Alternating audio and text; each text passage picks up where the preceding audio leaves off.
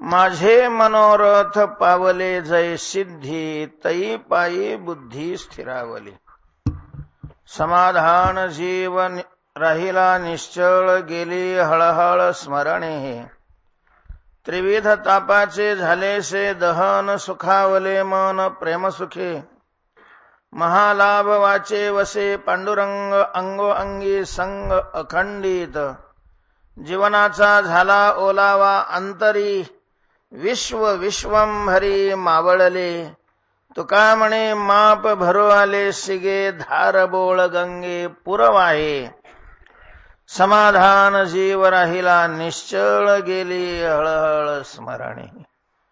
श्रीमंत श्री जगद्गुरु तुकोबाराय या अभंगातून आपल्या पारमार्थिक जीवनाची गाथा प्रतिपादन करतात.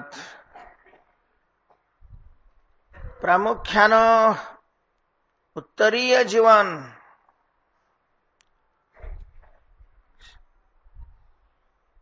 ही साधना केल्यानंतर जे साध्य प्राप्त झालेलं आहे त्या साध्य स्वरूपातलं जे जीवन आहे त्या जीवनाचं विशेषत्वाने वर्णन करणारा हा अभंग आहे. तुकोबारायांना विचारलं, महाराज तुम्हाला हे साध्य कधी प्राप्त झालं हो?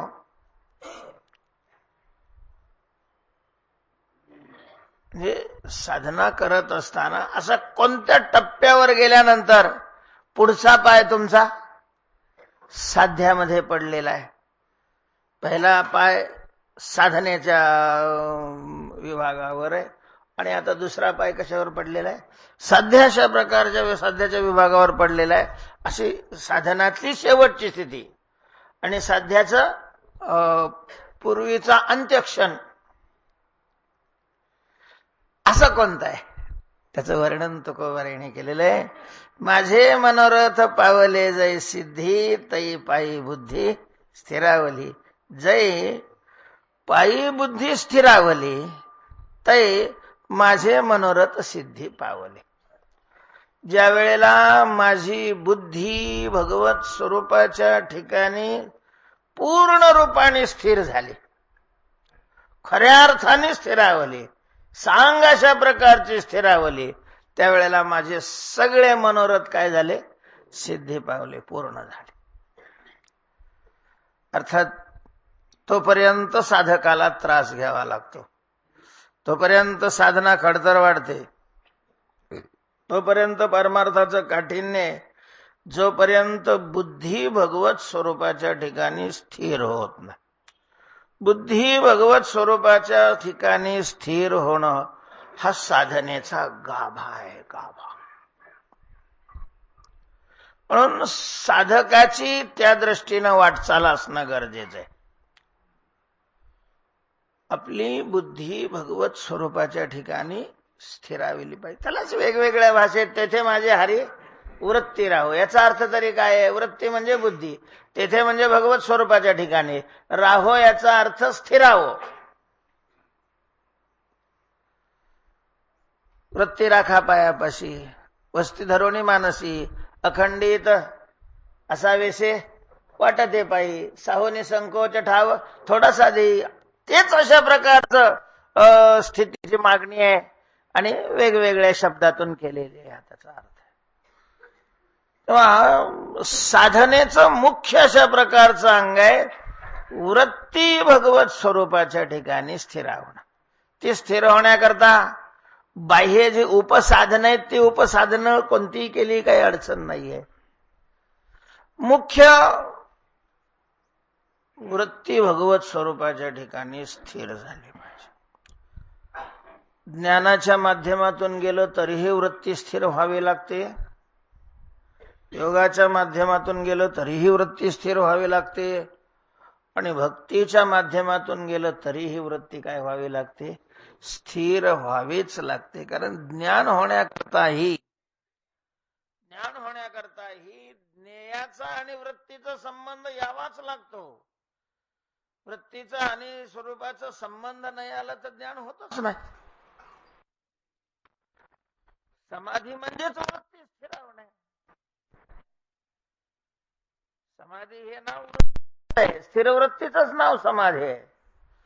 भक्तीमध्ये ही वृत्ती स्थिरच व्हावी लागते. गाभा भक्तीचाही तोच आहे. हे उड्या मारणं वगैरे हे बाह्य अशा प्रकारची अंग आहेत भक्तीची. विधाच्या भक्ती आहेत, हे भक्तीचं मुख्य अंग नाहीये.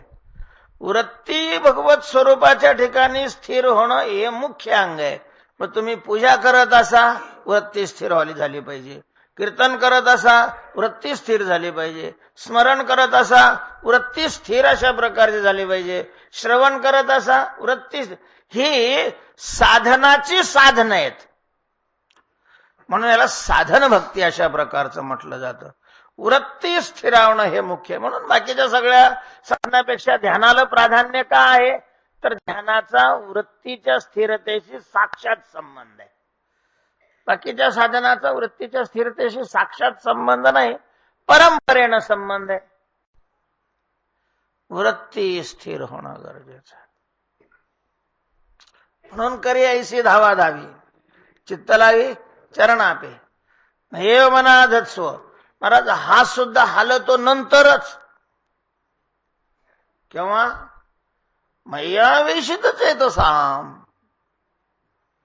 जेव्हा तुम्ही चित्त तुमचं माझ्या ठिकाणी स्थिर कराल, पण तिथून पुढची जबाबदारी आपली. त्याचा मी काय करतो? उद्धार करतो. म्हणजे असं थोडंच आहे की नुसते उड्या मारणाराचा उद्धार करतो. त्याने महाराज लगेच हे सरकारी अधिकारी वगैरे ना सरळ त्या सातबाऱ्यावर लिहून टाकतात बेकायदेशीर व्यवहार. म्हणजे जरी पुन्हा काही कमी झालं तर त्यांच्यावर नाही घेत. तसं यानं बी लगेच लिहून टाकलेलं आहे. तेषाम समुद्धरता मृत्यू संसार सागरात भवाविनचिरात पार्थ मैया वेशित. साधू संतांनी सांगितलं काय नाही, तुम्ही जा, तो उद्धार करतोय. आपल्याला प्रेरित करण्याकरता, आपल्याला त्या रस्त्याला लावण्याकरता साधू संत एवढं अवघड नाही सांगत. काही नाही हो, उद्धाराचा संदेह नाही याच्या काही. सेवका मोठं पापी जायचे तैसे उतरी कासे लावणी चंद्रभागे स्नान करी दर्शन हेळा मात्रे तया होय मुक्ती. लगेच मुक्ती साधू संतांनी सांगून टाकलेलं आहे. पण त्याच्याकडे त्याला विचारलं का रे भाऊ तू मुक्ती? हा देतो, मी मुक्ती देतो, पण पुढचं हळूच सांगतो. मय्या वेशित चेतसाम मोठ्याने तेषाम हम समुद्धरता मय्या वेशित चेतसाम. म्हणजे मय्या वेशित चेतसाम अगदी हळूच, आणि मोठ्यांनी काय लिहिलेलं असतं की तेषाम हम समुद्धरता. बुद्धी स्थिर होईपर्यंत आपल्याला साधना करावी लागते. आपली बुद्धी, आपली वृत्ती म्हणा, चित्त म्हणा, मन म्हणा, बुद्धी म्हणा, काही अडचण नाहीये. हे सगळे एकाच वस्तूची काय आहेत? कार्यपरत्वानं वेगवेगळी नाव आहेत. तर ही स्वरूपाच्या, भगवत स्वरूपाच्या ठिकाणी स्थिर झाली पाहिजे. तुकोबाराय म्हणतात ज्या वेळेला माझी बुद्धी स्थिर झाली. कधी बुद्धी स्थिर झाली? बुद्धी स्थिर होण्याकरता काय तुम्ही केलं हे या अभंगात सांगितलेलं नाही. लंबा करायचा असला अभंग तर मग ते सांगायला काही अडचण नाही. विषय जर वाढवायचा असेल, अख्खा सप्ताह त्याच्यावरच करायचा, मग लांबून घेर धरावा लागतो. तुम्ही बुद्धी स्थिर झाल्यानंतर हे माझे मनोरथ पूर्ण झाले असं म्हणता. पण तुमची बुद्धी कधी स्थिर झाली, कशी स्थिर झाली, त्याच्याकरता तुम्ही साधना काय केली, सुरुवात कुठून केली? मग सरळ सरळ निष्काम कर्मापासून सुरुवात करायला काही अडचण नाही. कारण बुद्धीला स्थिर होण्याकरता सुरुवात तिथूनच आहे. अशुद्ध बुद्धी कधीच स्थिर होत नाही. मलयुक्त असणारी बुद्धी स्थिर होऊ शकत नाही. बुद्धीला स्थिर करण्याचा अभ्यास करण्याच्या अगोदर त्याच्यातला मल घालवावा लागतो. पाप जोपर्यंत आहे तोपर्यंत बुद्धी स्थिर होत नाही. हे पापच माणसाची बुद्धी काय होऊ देत नाही? स्थिर अशा. महाराज हे पाप तोंडाला नाव नाही येऊ देत. बुद्धी स्थिर होऊ देणार नाही याच्यात विशेष नाही. कीर्तनात बसल्यावर सुद्धा नाही येऊ देत, कीर्तन करणाराच्या सुद्धा नाही येऊ देत. का नाही येऊ देत? का नाही येऊ देत म्हणजे हे त्याचा शत्रू आहे. कुणाचा? पापाचा. कोण? नाम. कारण नाम घेतलं की हे पेटलं, नाम घेतलं की त्याला जळावं लागतं, आणि मग कोण मरायला तयार होतं सहजासहजी.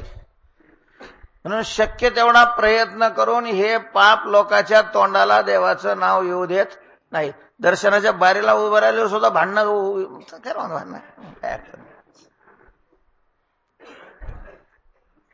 नाव नाही येऊ देत. मग जर नावच येऊ देत नाही तर बुद्धी स्थिर कशी करू देईल? म्हणून अगोदर हे घालवावं लागतं, मल. मल म्हणजे पाप वासना. पापाचे जे संस्कार आहेत, म्हणजे विकाराच्या रूपात असतील व अन्य रूपामध्ये असतील, तर त्याचा नाश करावा लागतो. आणि मग त्याचा नाश करण्याकरता निष्काम कर्म आहे, गंगा स्नान आहे, तीर्थयात्रा आहेत, आणि सगळ्यात महत्वाचं आहे नामोच्चारण. नामोच्चारण पापाचा फडसा पाडणारं प्रायश्चित्त नामासारखं दुसरं कोणतंच नाहीये. आहे दुसऱ्या साधनाने पाप नष्ट होतो, नष्ट होत नाही असं नाही, पण नामोच्चारण हे सगळ्यात ताकदवान आणि सगळ्यात सुलभ. सर्वांना वाटेल त्या ठिकाणी, वाटेल त्या वेळेला, वाटेल तशा स्थितीमध्ये घ्यायला अवघड न जाणारं अशा प्रकारचं हे साधन आहे. तुका म्हणे सोपे आहे सर्वाहुनी. तर ही साधना करून मल घालवला, नंतर अभ्यास करून वृत्तीला काय केलं? स्थिर अशा प्रकारचं केलं. आणि ज्या वेळेला ती स्थिर झाली, स्थिर करण्याचा अभ्यास करणं वेगळं आणि प्रत्यक्ष वृत्ती स्थिर होणं वेगळं आहे. ज्या वेळेला स्थिर झाली, एक आहे की सहजासहजी होत नाही, अनादिकालापासून तिला चंचलतेची काय लागलेली आहे? सवय लागलेली आहे. आणि ती सवय लगे गेला एकदा चातुर्मासातून कीर्तनाला बसलो की झाली बुद्धी स्थिर. असं नाही होत. काही दिसतं, काहींच्या लहानपणीच त्यांची बुद्धी काय होऊन जाते? स्थिर होऊन जाते. तर त्यांनी पूर्वजन्मामध्ये अभ्यास केलेला असतो असं मानावं लागतं. तुकोबाराय म्हणतात, ज्या वेळेला माझी बुद्धी स्थिर झाली, पायी भगवंताच्या पायाच्या ठिकाणी, पायाजवळ, पायावर. पायावर पायावर काय? पाय काय? संतांनी देवाच्या पायाला, डोक्याला नाही महाराज महत्व दिलं. तुम्ही असं पूजा करत असताना माणसं पहिल्यांदा गंध कशाला लावतात? डोक्याला लावतात ना, पायावर कशाला?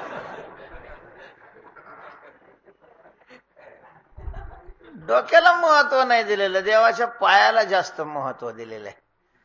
कारण आहे की ज्याचं डोकं हातात येत नाही त्याच्या पायाकडे जायला सुरुवात करावी लागते ना.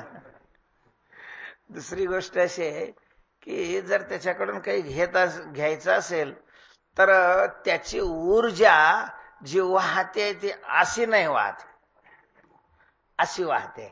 त्याच्यामुळं संत असो वा परमात्मा असो, त्याच्या पायाला स्पर्श केला की ती ऊर्जा आपल्याकडे येते.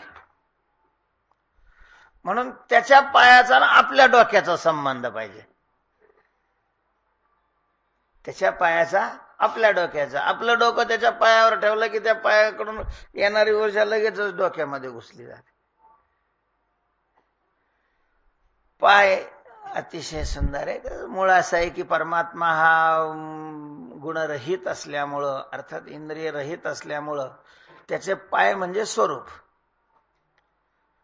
त्याला पाय नसतात, त्याचे स्वरूपच काय असतात? त्याचे पाय अशा प्रकारचे असतात. आणि मोठ्यांच्या स्वरूपाचा बोध करायचा असतो त्यावेळेला पाय शब्द वापरले जातात. उत्तमानाम स्वरूपम ही चरण शब्देन मन्यते.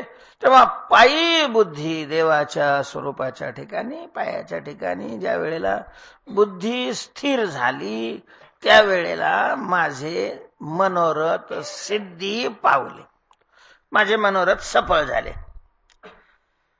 तुमचे मनोरथ काय होते तुकाराम महाराज? मनोरथ म्हणजे मनातल्या अपेक्षा, मनामध्ये धारण केलेल्या इच्छा. तर तुमचे मनोरथ काय होते? भगवंताच्या चरणाजवळ बुद्धी स्थिर करणाराचे काय मनोरथ असतील बरं? भगवंताच्या चरणाजवळ सहजासहजी बुद्धी स्थिर होत नाही. आणि बुद्धी स्थिर करण्यासारखं कठीण साधन ज्याने केलेलं आहे त्याचे काय त्याचे सामान्य मनोरथ असूच शकत नाही. कारण सामान्य मनोरथ पूर्ती करता थेट लगे देवाच्या पायाजवळ बुद्धी स्थिर करण्याची काही आवश्यकता नसते. एवढं कोण कुठाने करणार आहे? एवढी साधना करण्याचे मनोरथही तसेच उच्च असले पाहिजेत. अर्थातच तुकोबारायांचे तेच मनोरथ आहेत. कायमी उद्धार पावेन, काय कृपा करील नारायण, ऐसे तुम्ही सांगा संतजन, करा समाधान चित्त माझे, काय हे खंड येईल कर्म, परुषातील धर्माधर्म, कासयाने ते कळेल वर्म, म्हणून श्रम वाटत असे, काय हे स्थिर राहील बुद्धी, काय अरिष्टने येईल की मधी, धरले जाईल ते सिद्धी, शेवट तो कधी मज न कळे, काय हे पायाचे पुण्य होईल गाठी, खाली न पायी देवाचे मिठी, मज तो कुरवाळीला जगदेठी, दाटईन कंठी सद्गदीत, काय हे निवतील डोळे, सुख ते देखोनी सोहळे, संचित कैसे ते न कळे, होतील डोळे वासनेचे. हे डोळे डोळे म्हणजे मनोरथ. साधकाचे हे मनोरथ असतात, पारमार्थिकाचे हे मनोरथ असतात. नव्हे, हे मनोरथ ज्याचे असतात तो पारमार्थिक असतो.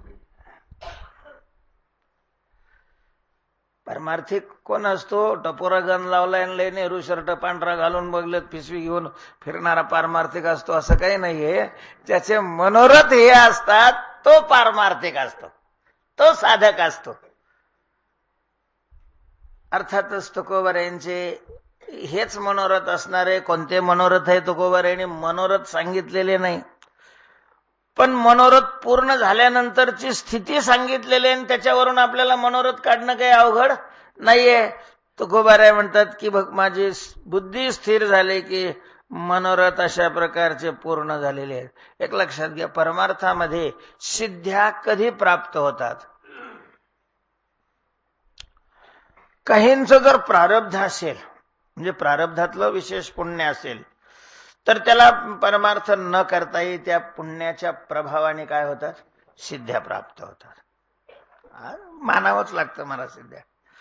आता बऱ्याच वेळेला फसवाफसवी होते नाही असं नाही, पण याचा अर्थ ओरिजिनल काहीच नसतं असंही नाही. मुळात नक्कल ओरिजिनलचीच केली जाते. ओरिजिनल नसेल तर त्याला नक्कलच नाही म्हणता येत, ते ओरिजिनल होऊन जाईल. मग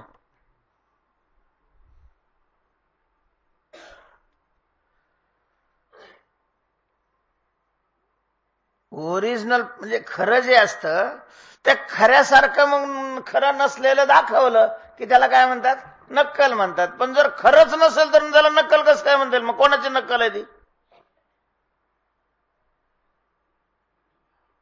आहेत ज्यांनी विशेष पुण्य केलेले असतात त्यांना सिद्ध्या प्राप्त होतात, घडतातही कार्य महाराज तसे घडतात. लोकांना अनुभव येतात. येडे थोडेच आहे लोक. काही जात असतील लोक चालले म्हणून, पण जाणाऱ्याला कोणाला ना कोणाला काही ना काही अनुभव आल्याशिवाय कसे जातील? कसे जातात? कसे जाऊ शकतात? आता नाही राय वारले मला वाटतं, गेले तिथे आमच्याकडं येडशीच्या जवळ चोराखळी नावाचं गाव होतं. बरेच दिवस झाले तिथे. तिथे एक ते महाराज प्रगट झाले. म्हणजे महाराज अशी किलोमीटरवर लाईन लागायची त्याच्या दर्शनाला, आणि काही त्यानं कोणी काही सांगितलं की त्यांनी झाडाचा पाला द्यायचा. म्हणजे पोरग होत नसेल, कॅन्सर झाला असेल, आमकं झाला असेल, तमकं झाला असेल, काही दिलं की त्याला तोच पडा. आसपासच्या झाडांना पाला राहिला नव्हता. नंतर नंतर ते कमी झालं. अर्थात सिद्धीचा जोर काय झाला? उतरला. पण मग एवढे इतके लोक वेळे का? थेट पुण्यापासून मुंबईपासून लोक येत होते त्याच्याकडे. म्हणजे काही ना काही त्या ठिकाणी प्रभाव हा आहे, आणि तो सिद्धीचा प्रभाव आहे. प्रश्न येत नाही. प्रभाव आहे, सिद्धीचा प्रभाव आहे. ते फरशीवाले बाबा आहे इकडं महाराज फोटो काढून त्यांना निदान नाही लवकर करता येत डॉक्टर लोकाला, आणि ते डोक्यावर फरशी ठेवलंय की बरोबर सांगत ते. त्यांच्या औषधाने रोग जाईल न जाईल तो भाग पुढचा, पण निदान म्हणजे तुम्ही डॉक्टरकडून निदान करून जा आणि त्याच्याकडे बरोबर तेच निदान सांगते. काहीच नसल्यावर कसं काय? काही ना काही सिद्धीचा तो प्रभाव आहे, मानावा लागतो आपल्याला. हो, म्हणजे ज्या माणसाला रोग झालेला आहे त्याचे कपडे जरी पाठवलं तरी त्या कपड्यावरून ते निदान करतात. हे विशेष आहे.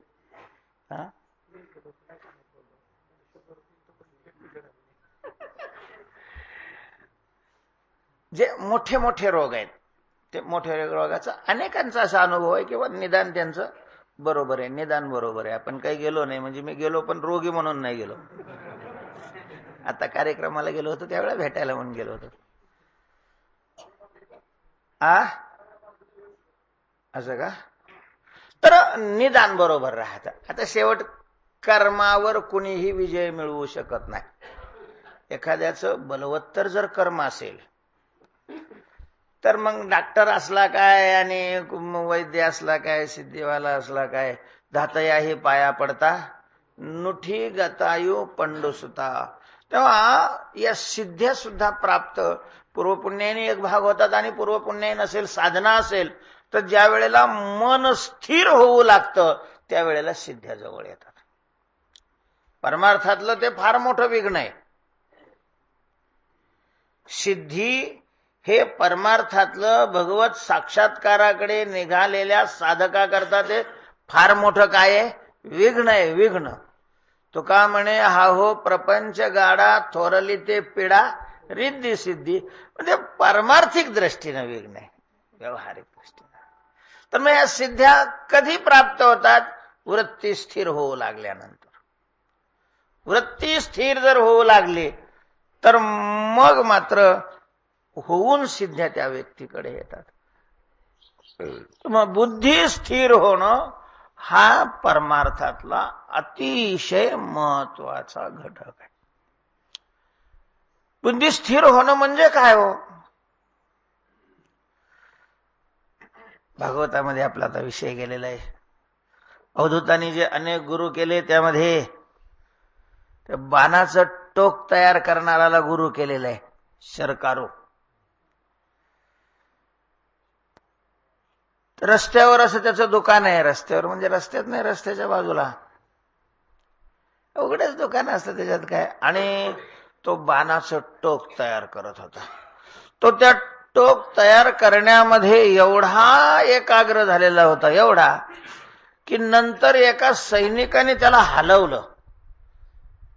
तर त्याला विचारायला दुसरं कोणी दिसलंच नाही, हा समोर दिसलेला आहे म्हणून त्याला हलवलं. मग तो काय रे बाबा, अरे राजा ह्या रस्त्याने गेला का? राजाची मिरवणूक या रस्त्याने गेली का? मला नाही माहिती बा. म्हणजे तो टोक करण्यामध्ये एवढा एकाग्र त्याची बुद्धी त्या ठिकाणी स्थिर झाली होती की राजाची मिरवणूक समोरून गेलेली ती सुद्धा त्याला कळली नाही. हे एकाग्रतेचं उदाहरण आहे. जर बाणाचं टोक तयार करण्याकरता एवढी एकाग्रता लागते तर भगवंताच्या साक्षात्काराकरता किती एकाग्रता लागत असेल. शरीर उचलून फेकून दिल्यानंतरही ते जर न समजणं हे एकाग्रतेचं काय आहे? उत्कृष्ट अशा प्रकारचं स्वरूप आहे. शरीरात वृत्ती आहे पण ती वृत्ती कुठल्या तरी एखाद्या विषयाच्या ठिकाणी म्हणजे भगवत स्वरूपाच्या ठिकाणी एवढी एकाग्र झालेली आहे की ती शरीराकडे राहिली नाही, शरीरात असून शरीरावर नाही. याला एकाग्रता म्हणतात. एकाग्रता पूर्ण शरीराचा विसर पडणं. नाठवोनी देह पायाचे चिंतन. देहाचा विसर, देहाचा विसर पाडणं नाही, पडणं. नाही तर गांजा पिऊन बसेल चिंतनाला. मादक पदार्थांनीही देहाचा काय होतो? विसर पडतो. पण त्यावेळेला वृत्ती एकाग्र नसते, वृत्ती मूढ बनलेली असते. त्या आहाराने ती मोहित होते. एकाग्रतेमध्ये पूर्ण वृत्ती सावध असते पण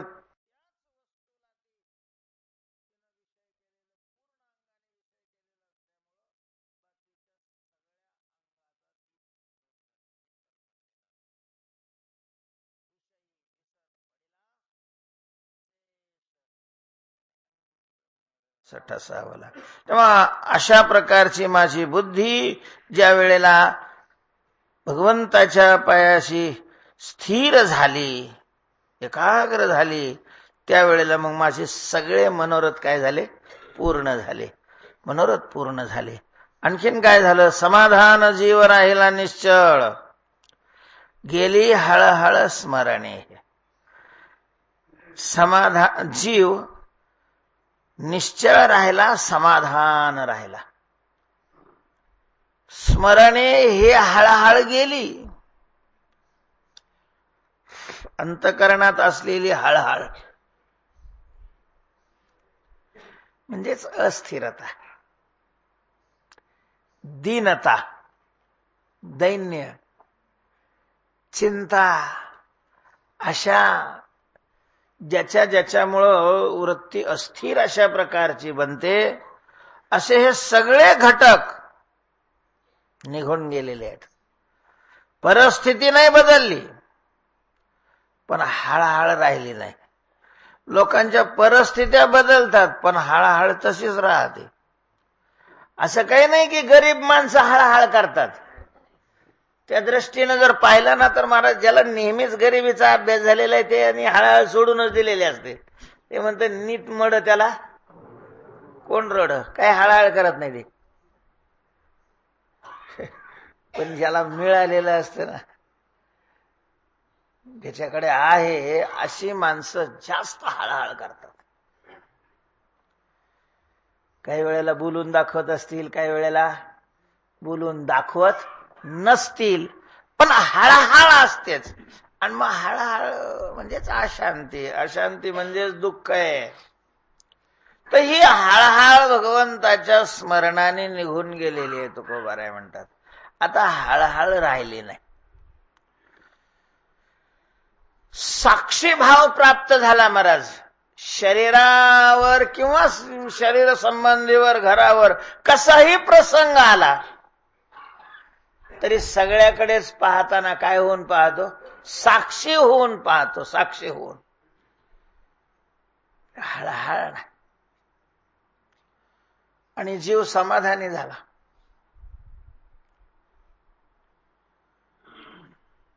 वृत्ती निश्चळ अशा प्रकारची झालेली आहे. जीवाला पूर्ण समाधान झालं. नाही, अरे मग समाधान म्हणजेच सुख आहे.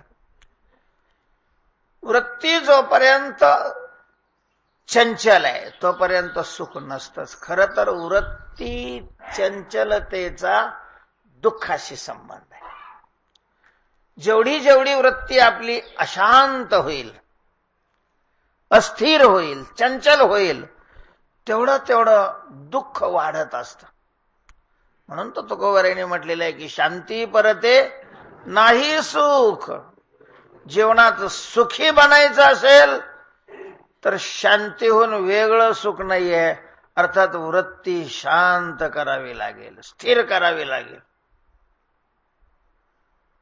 वृत्ती जर अस्थिर असेल तर काहीही दुःखातच आहे, जमाय. काहीही असलं तरी, म्हणजे संसारातलं सुखही शास्त्रदृष्टीनं दुःखच आहे. अनुकूल विषयाच्या प्राप्तीनं माणसाचं अंतःकरण सुखी होतं. सुखाची एक लहर दौडते. त्या हर्षाने वृत्ती अतिचंचल बनत असते. लोक त्याला सुख म्हणतात, शास्त्रकार त्याला सुख नाही म्हणत. तोही दुःखाचाच एक भाग आहे, कलर वेगळा आहे. अस्थिरतेचं दुःख ही लोखंडाची बेडी आहे. अप्राप्तीचं दुःख ही लोखंडाची बेडी आहे. तर प्राप्तीचं सुख ही सोन्याची बेडी आहे. एवढाच फरक आहे.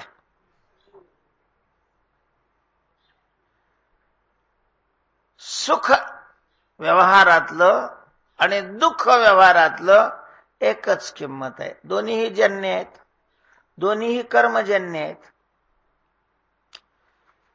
अनुकूलतेचं सुखही काय असतं? कर्मजन्य असतं. आणि प्रतिकूलतेचं दुःखही काय आहे? कर्मजन्य आहे.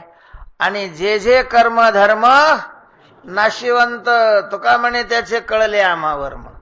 जे जे कर्मधर्म नाशिवंत. दोन्ही नाशिवंत आहेत. त्यामुळं अध्यात्मदृष्टीनं परिस्थितीजन्य दुःख आणि परिस्थितीजन्य सुख हे एकाच मापात अशा प्रकारचं मोजलं जाते, काही फरक नाहीये. उलट उलट दुःख उपकारक आहे,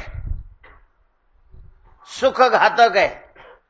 महाराज, जर माणसाला जीवनामध्ये हे अनुकूल विषयजन्य सुख झालंच नसतं ना, तर सगळी माणसं परमार्थाला लागली असते. हे क्षणभर सुख माणसाचं अख्खं आयुष्य बर्बाद करतंय. ते तिकडेच धावतंय मिळेल म्हणून, पुन्हा तिकडेच धावतंय, तिकडेच धावतंय, तिकडेच धावतंय. मिळालंच नाही तर जाऊ दे म्हणेल, काय एवढे मरमर करून एरवी तर मिळतच नाही ना, दे सोडून त्याचा नाद. पण मिळायला लागलं का मग पळत, हिरवं दिसलं की पळायला लागत, मग हिरवं दिसलं की पळायला लागत. तेव्हा निश्चल वृत्ती, आत्मा आणि परमात्मा यांचा संबंध झाल्यानंतर जी स्थिती निर्माण होते त्याचं नाव सुख आहे, अशी शास्त्रकारांची व्याख्या आहे. किंबहुना सोय जीव आत्मयाची लाहे, तेथ जे होय तया नाम सुख, आणि ऐशी अवस्था न जोडता पार्था, जे जीजे तेची सर्वथा दुःख जा. आत्मा परमात्म्याचा संबंध हा अंतःकरण स्थिर झाल्यानंतर होतो. तेव्हा समाधान जीव राहिला, निश्चळ जीव समाधानी राहिला. हळहळ निघून गेलेली आहे. त्रिविध तापाचे झालेसे दहन, सुखावले मन प्रेम सुखे. त्रिविध तापाचे दहन झालेले आहे. आध्यात्मिक ताप, अधिभौतिक ताप आणि अधिदैविक ताप. तापाचे हे 3 प्रकार आहे. ताप म्हणजे काय हो? जो पोळतो तो असा चटका बसतो, ज्याच्यामुळं त्याला काय म्हणतात?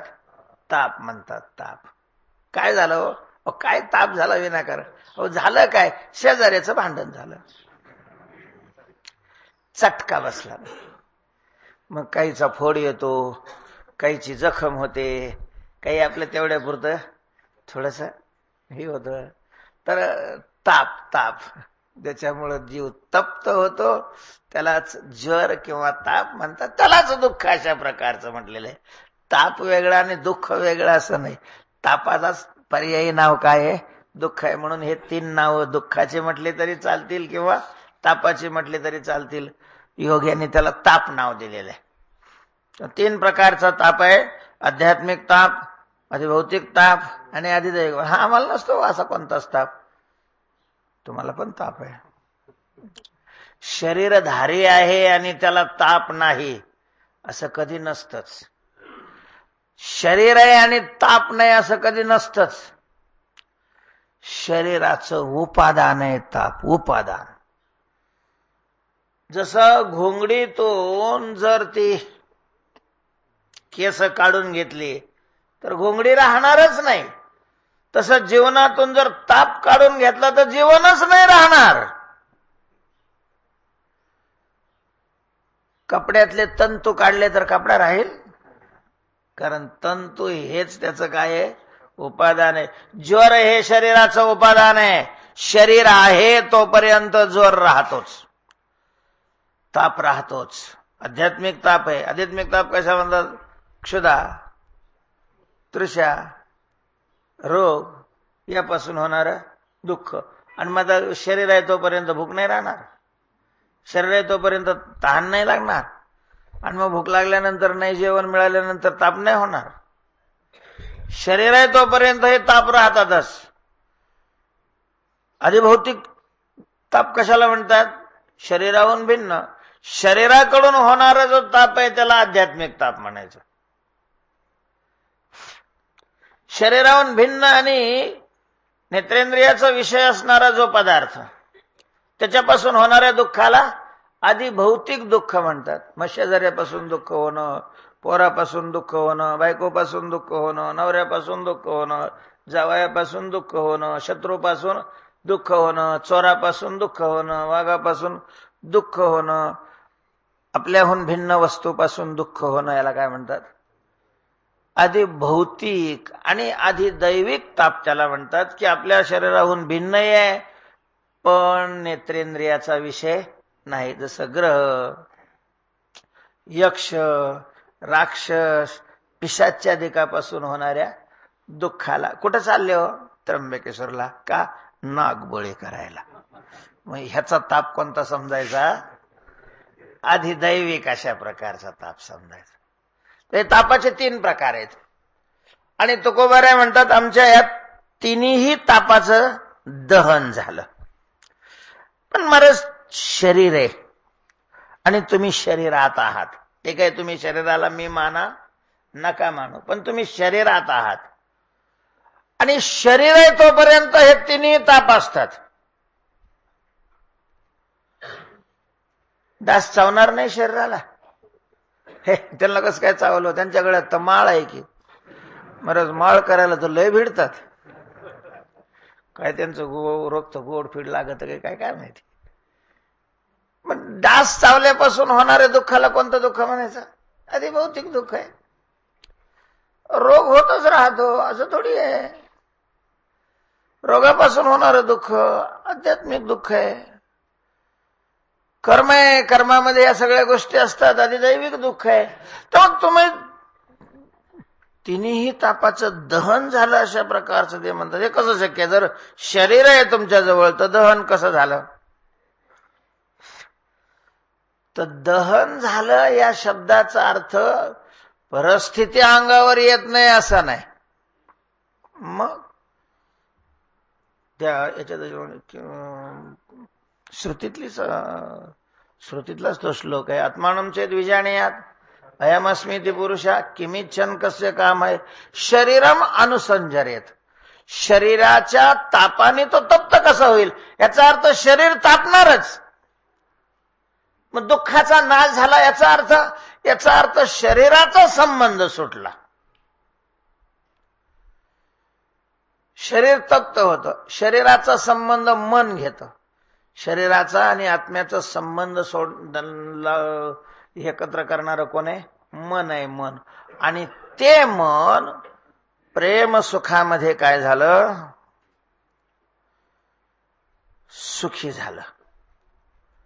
त्याच्यामुळं त्यांनी शरीराचा संबंध सोडून दिला आणि शरीराचा संबंध सुटला की तापाचा संबंध सुटला. शरीराचा संबंध सुटला की तापाचा संबंध सुटला. झोपेतही ताप नाही, कारण झोपेतही मन शरीराचा संबंध सोडतं. चांगली भरपूर घेतल्यावरही ताप नाही, कारण त्याही वेळेला मन शरीराचा काय करतं? संबंध सोडतो. शरीराचा मनाशी संबंध हा मुळात दुःखाला कारणीभूत आहे. शरीराचा तापाचा तर संबंध असतोच, ते त्याचं उपादानच आहे. शरीर आहे तोपर्यंत ताप राहतो. मग त्या तापाला जर स्पर्शच नाही केला तर कशाला चटका बसल? अग्नी आहे आणि गार झाला असं कधी होतं का?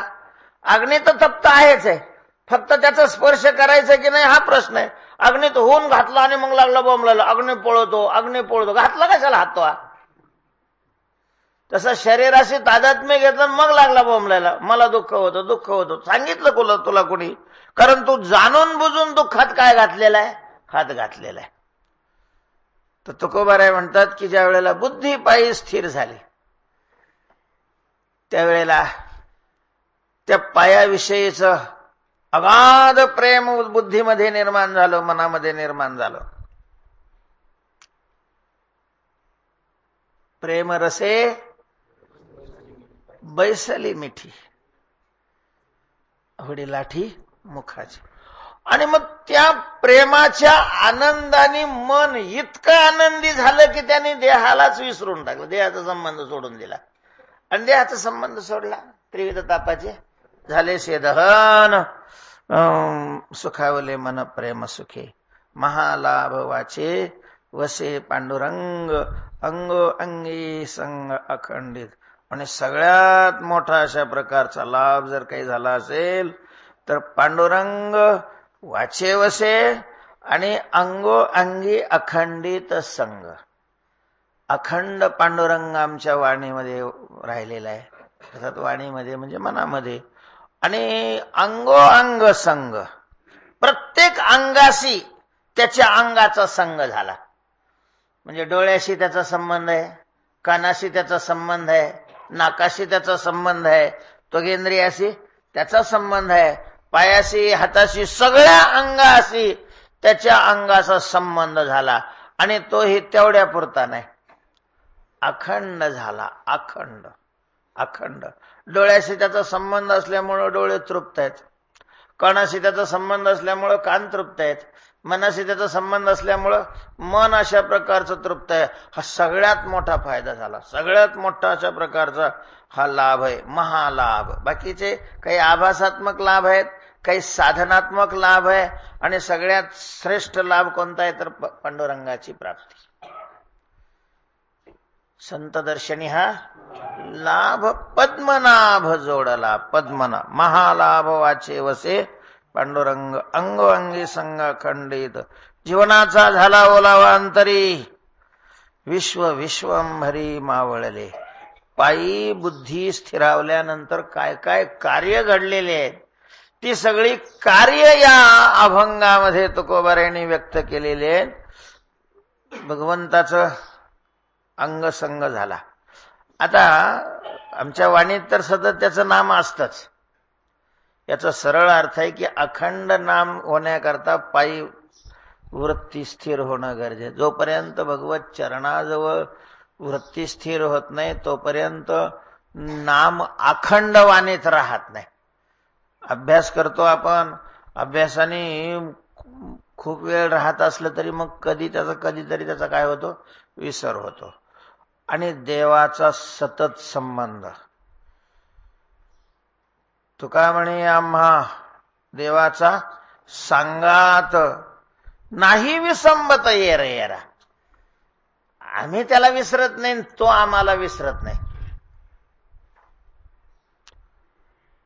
यमाम पश्यति सर्वत्र सर्वंच मयि पश्यति तस्याहम न प्रणश्यामि सचमे न प्रणश्यति. मी त्याला त्याच्याकरता नष्ट होत नाही, तो माझ्याकरता नष्ट अशा प्रकारचा होत नाही. म्हणजे अखंड भगवंताचा संग असतो, अखंड संग तो झाला. आणि त्यामुळे आणखीन काय झालं, जीवनाचा झाला ओलावा अंतरी, विश्व विश्वंभरी मावळले. जीवनाचा अंतरी ओलावा झाला. जे जीवन आहे त्या जीवनाचा अंतःकरणामध्ये ओलावा, म्हणजे अंतःकरणात ते आलं. त्याच्यामुळं अंतःकरण चिंब चिंब चिंब अशा प्रकार झालं. जीवन, हो जीवन, जीवन म्हणजे पाणी. आणि ते पाणी लागल्यामुळं मग खालचा तळ झाकला. जीवनाचा झाला ओलावा अंतरी. तर जीवाचं जीवन परमात्मा. कालच झालं ना तुझं. जीवाचं जीवन परमात्मा आहे. जीवाचे जीवन सुखाचे शेजार उभे कटीकर ठेवण्या. आणि त्या परमात्म्याचा अंतःकरणामध्ये ओलावा झाला. म्हणजे अंतःकरणात देव येऊन राहिला. देव वसे चित्ती त्याची घडावी संगत. देव त्याच्या चित्तात येऊन राहतो. येऊन गोपाळ राहे तेथे तरी जयाचे चोखटे मानसी. मी होण्यासे क्षेत्र संन्यासी निजे लिया ते उपाशी वैराग्य का. देव त्याच्या चित्तामध्ये येऊन राहतो, त्याचा ओलावा. देव तर सगळ्याच्या चित्तात असतो ना, असतो. ते सामान्य चैतन्य आहे. सामान्य काही कामाचं नसतं, कुचकामी असतं. सामान्य आलंच कामाला तर भ्रमाच्या.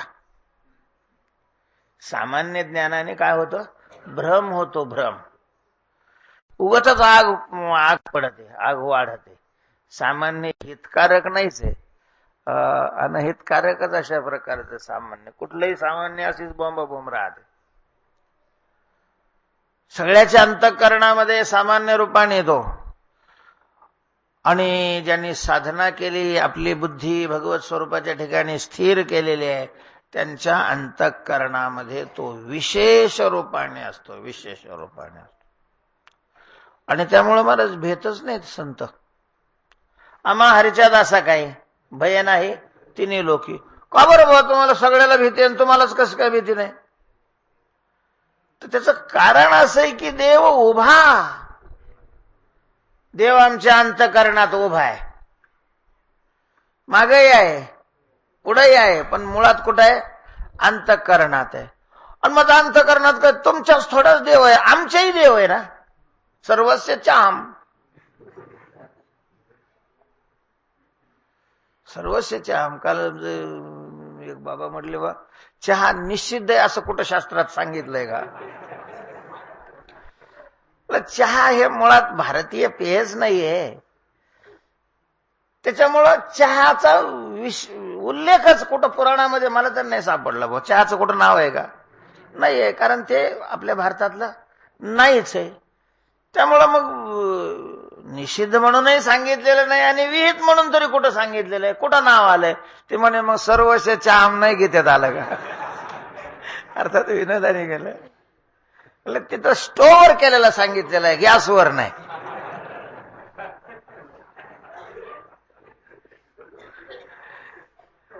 सर्वस्व सगळ्याच्याच आत देव आहे ना. मग सगळ्याच्या आत देव आहे, तुमच्या हात आहे, मग तुम्ही का घाबरता?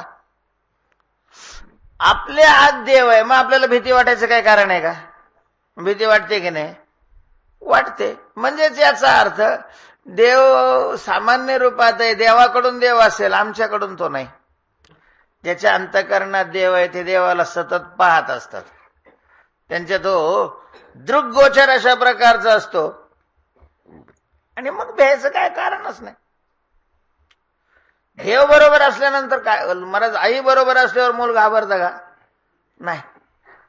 आई बरोबर असल्यावर मुलाला काहीच भीती नाही, कशाचीच भीती वाटत नाही, ते कशालाच घाबरत नाही. तसं जे देव बरोबर असल्यानंतर भीतीचा काय संबंध नाहीये. सवे देवतया अडनये काय तर हो ना. सवे देवतया अडन, देव बरोबर असल्यानंतर देवाच्या विरोधात कोण करी खोळंबा. तो का म्हणे सत्ता थोरी कोण करी खोळंबा. त्याची सत्ता मोठी असल्यामुळं त्याला कोण खोळंबा अशा प्रकारचा करणार आहे? तेव्हा त्या देवाचा अंतःकरणामध्ये वास झाला, देव येऊन राहिला. त्याला म्हणतात जीवनाचा झाला ओलावा अंतरी अंतरी. आणि मग त्या ओलाव्यातून शब्द जे बाहेर पडतात त्यांची आम्हाला संगती हवी. तुकोबारेने एका अभंगात म्हटलेलं आहे. त्यांची ओलावा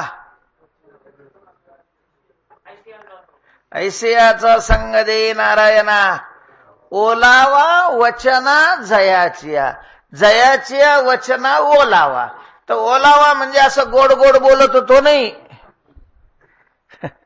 नाही का, तो साखरेचा हे झाला ओलावा. ओलावा शब्दाचा अर्थ पांडुरंगाचा संबंध अंतःकरणामध्ये आणि पांडुरंगाशी संबद्ध होऊन ते शब्द बाहेर पडलेले आहेत. ओलावा अंतरी जयाची म्हणजे देववशे चित्ती, त्याची घडावी संगती. अशा प्रकारचा जीवनाचा झाला ओलावा अंतरी. मग आणि त्याच्या पुढची पायरी आहे विश्व विश्वंभरी मावळले. हे सगळं विश्व मावळलं, विश्व नष्ट नाही झालं, मावळलं. सूर्य मावळतो त्यावेळेला नष्ट होतो का? संपतो का? नाही. मावळलं, मावळलं म्हणजे दिसेनासं झालं. दिसेनासं झालं त्याला काय म्हणतात? मावळलं. तसं विश्व हे मावळलं. मग कशात मावळलं? विश्वंभरात मावळलं. विश्व हे विश्वेश्वरामध्ये भगवत स्वरूपामध्ये लीन होऊन गेलं. आणि आता जिकडं तिकडं कोण दिसायला लागलाय? मग विश्वंभर दिसू लागला, विश्वंभर. त्यामुळं तुका म्हणे माप भरू आले शिगे. आमच्या आनंदाचं माप हे नुसतं भरलं नाही, शिग लागली त्याला शिग. ते वरून खाली पडायला लागलं. अवघे चित्रैलोक्य आनंदाचे आता याला म्हणतात तुका म्हणे माप भरू आले शिगे. जसं पावसाळ्यामध्ये त्या गंगेला सगळ्या नद्या भरून येऊन मिळतात आणि मग गंगेचा पूर वाढतो, गंगेचा पूर वाढतो. तसं आमच्या हे अंतःकरणाचं माप आनंदाच्या धान्याने शिग येईपर्यंत अशा प्रकारचं भरलेलं आहे. आणि हे सगळं झालं कधी? माझी बुद्धी ज्या वेळेला स्थिर झाली. समाधान काय? धार म्हणजे मुख्य प्रवाह, बोळ म्हणजे ह्या गल्लीतून आलेलं, त्या गल्लीतून आलेलं, त्या ओढीतून आलेलं, अशा प्रकारचं पाणी. आणि मग त्या पाण्याने गंगेला काय होतो? पूर येतो. तसं मी सांगितलं, मग ते त्या शब्दात नाही सांगितलं. तो काय म्हणे? माप भरो आले शिगे धार बोळ गंगे पुरव आहे. तर समाधान जीव राहिला निश्चळ, गेली हळहळ स्मरणे. आज भागवत होईल.